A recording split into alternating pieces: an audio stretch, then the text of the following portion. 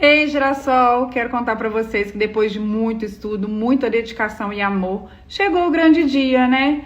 O momento de compartilhar com vocês um projeto muito especial para mim. O meu livro, Redescobrindo a Vida, Superando a Depressão.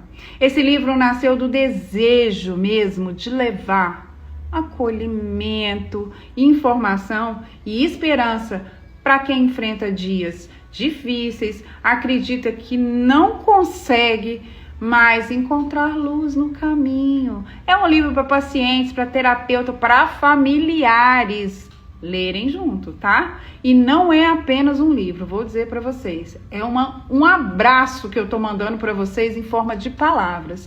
É um convite para compreender a depressão e fortalecer, tá? Emocionalmente, encontrar motivos para viver. O link tá aqui na bio.